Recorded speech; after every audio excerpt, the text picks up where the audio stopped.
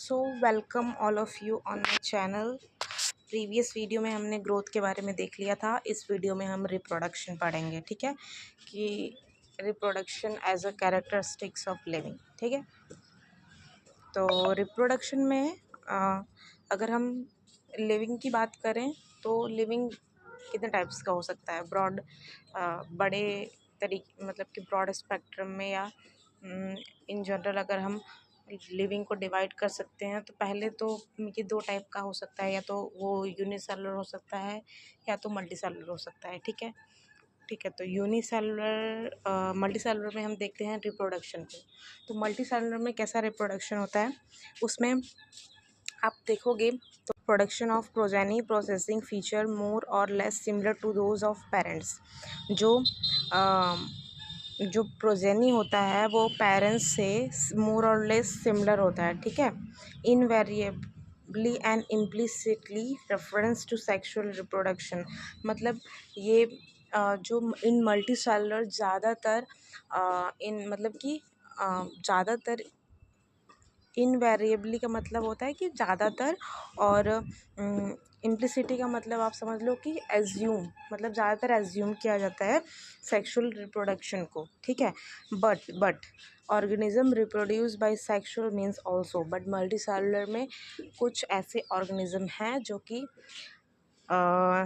Reproduce करते हैं by the means by asexual means, मतलब एसेक्सुअली भी रिप्रोडक्शन मल्टी सेलुलर में होता है। उसके एग्जांपल्स नीचे लिखे हुए हैं, जैसे फंगस में एसेक्सुअल रिप्रोडक्शन होता है, लाइक और उसमें क्या स्पोर्स के थ्रू। ठीक है, फंगी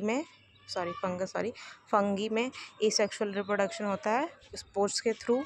मैं आपको उसका इमेज दिखा रही हूँ, देखो स्पोर्स, ये देखो, ये फंगस है, इसमें स्पोर्स बने हुए हैं। ये तो ये स्पोर्स जब बस्ट होता है, फूट जाता है, तो इसके स्पोर्स स्प्रेड होकर के फिर एक नया फंगस का प्रोडक्शन होता है। ठीक है, इसी तरीके से फंगी में जो होता है रिप्रोडक्शन होता है। ठीक है, तो अभी और अगर आप देखोगे ईस्ट एंड हाइड्रा, जो ईस्ट और हाइड्रा होता है ये भी मल्टी सेलुलर होता है, बट इसमें भी एसेक्सुअल रिप्रोडक्शन होता है बर्डिंग के थ्रू। ठीक है, हाइड्रा में देखो ये देखो, ये बर्डिंग के थ्रू यहाँ पे रिप्रोडक्शन हो रहा है। देखो पहले यहाँ बर्ड बना, ठीक है, फिर उसके बाद इधर देखो,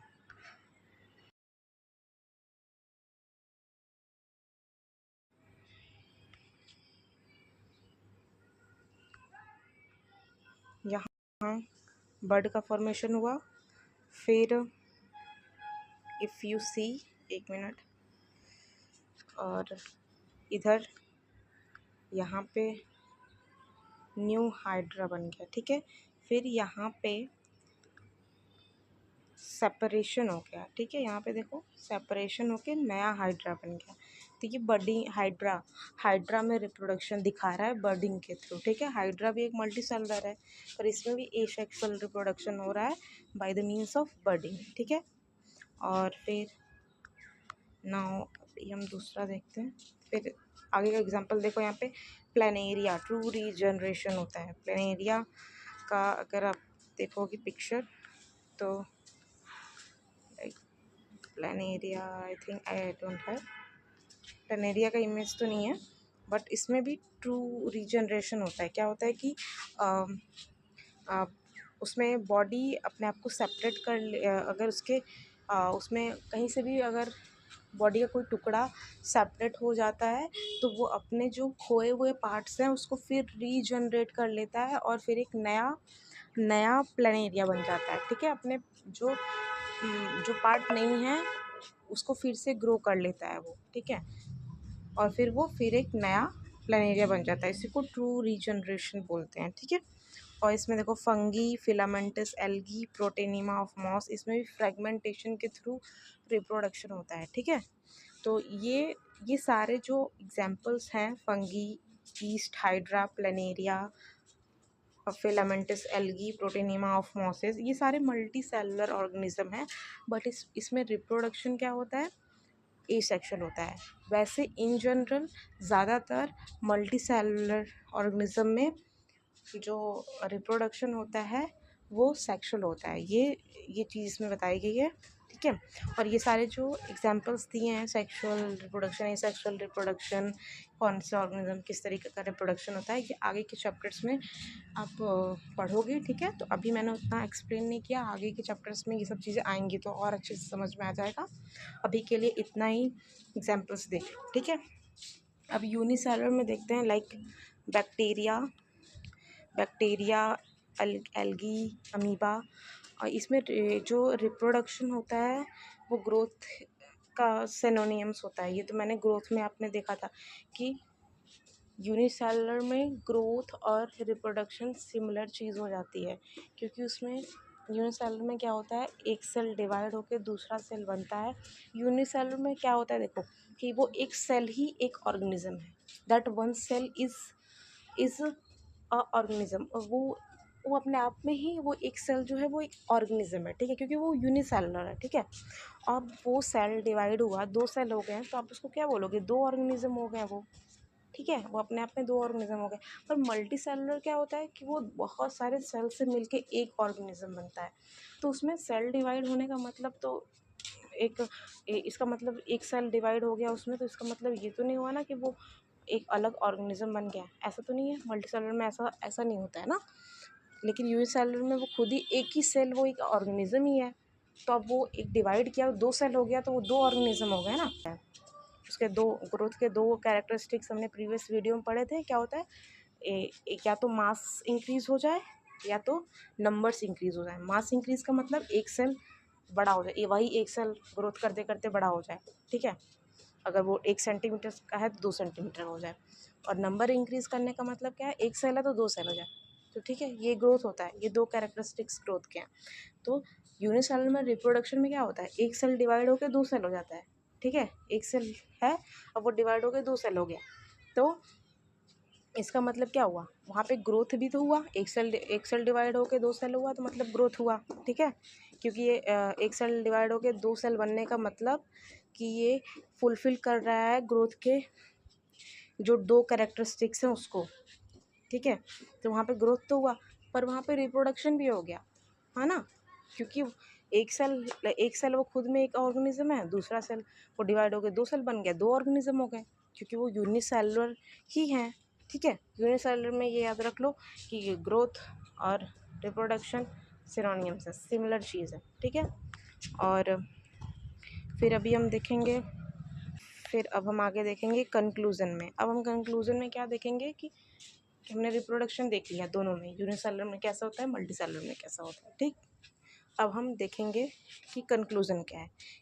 इन single cell organism not clear about the two term, मतलब कि सिंगल सेल ऑर्गेनिज्म में ग्रोथ और रिप्रोडक्शन को सिनोनिम्स बोल दिया है। अब इसमें कुछ क्लियरिटी नहीं है कि वो यूनिसेलुलर में अगर दो सेल में डिवाइड हो रहा है तो उसको आप रिप्रोडक्शन बोलो कि ग्रोथ बोलो, आप दोनों बोल दे रहे हो। क्योंकि ग्रोथ मतलब भी वही होता है, एक सेल से दो सेल में कन्वर्ट हो गया मतलब ग्रोथ हो रहा है।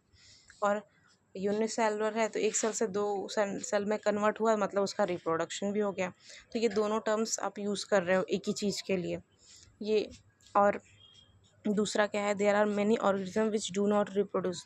बहुत सारे ऑर्गेनिज्म हैं जो कि रिप्रोड्यूस नहीं करते हैं, जैसे म्यूल्स हो गया, स्टेराइल वर्क भी हो गए, इनफर्टाइल ह्यूमन कपल्स हो गए। ये सारे तो रिप्रोड्यूस नहीं कर पाते हैं। लेकिन क्या अगर ये रिप्रोडक्शन कैरेक्टरिस्टिक्स है लिविंग का तो सब में होना चाहिए। लेकिन ये कुछ चीज़ें हैं जैसे म्यूल्स हो गए, स्टेराइल वर्क भी हो गई, इनफर्टाइल ह्यूमन कपल्स हो गए, इसमें रिप्रोडक्शन नहीं हो रहा है। तो ये एक रिप्रोडक्शन, अगर वो एक डेफिनेटिव कैरेक्टरिस्टिक्स है रिप्रोडक्शन एक लिविंग का, डेफिनेटिव कैरेक्टरिस्टिक्स मतलब क्या होता है कि अगर वो एक लिविंग का डेफिनेटिव कैरेक्टरिस्टिक है तो सारे लिविंग बीइंग में होना चाहिए ना। लेकिन यहाँ पे कुछ हैं जैसे म्यूल्स हो गया, स्टेराइल हो गया, वर्क भी हो गया, इनफर्टाइल ह्यूमन कपल्स हो गए, ये इसमें तो रिप्रोडक्शन नहीं हो रहा है, तो क्या वो लिविंग नहीं है, ये क्वेश्चन तो आएगा दिमाग में, है ना।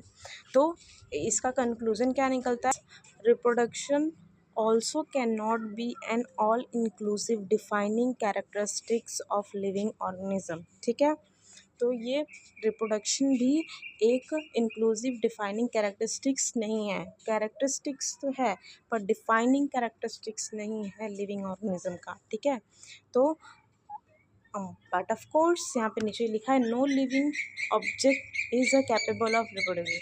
हाँ, नॉन लिविंग थिंग रिप्रोड्यूस नहीं कर सकता है, ये क्लियर है, पर सारे लिविंग बीइंग रिप्रोड्यूस करेंगे ही, ये नहीं सही है। कैसे नहीं है? क्योंकि यहाँ पे एग्जांपल दिया है जैसे म्यूल्स, स्टेराइल, वर्क बी, ये सारी चीज़ें रिप्रोड्यूस नहीं करती हैं बट ये लिविंग हैं, है ना। तो मतलब नॉन लिविंग तो रिप्रोड्यूस नहीं कर सकता, पर लिविंग में भी कुछ ऐसे स्पीसीज़ हैं या कुछ ऑर्गेनिज्म हैं जो कि रिप्रोड्यूस नहीं कर सकते हैं, जिसके वजह से रिप्रोडक्शन को डिफाइनिंग कैरेक्टरिस्टिक्स नहीं बोल सकते। हाँ, वो कैरेक्टरिस्टिक्स हो सकता है लिविंग का, पर डिफाइनिंग कैरेक्टरिस्टिक नहीं है। ठीक है, थैंक यू फॉर वॉचिंग। अभी नेक्स्ट वीडियो में हम नेक्स्ट लिविंग के कैरेक्टरिस्टिक्स के बारे में बात करेंगे, और तब तक के लिए अभी तक का मैंने जो ये नोट्स बना करके आपको पूरा एक्सप्लेन किया है, ये सारी चीज़ें एनसीईआरटी के थ्रू ही मैंने ली हैं। पूरे उस पैराग्राफ को एकदम जो चीज़ है इम्पॉर्टेंट, जो उस पैराग्राफ में समझने की चीज़ है वो मैंने लिख दी है, और this is enough I think. आप इसको देखोगे, आप बुक पढ़ोगे, बिल्कुल अच्छे से सारी चीज़ समझ में आ जाएंगी। Thank you.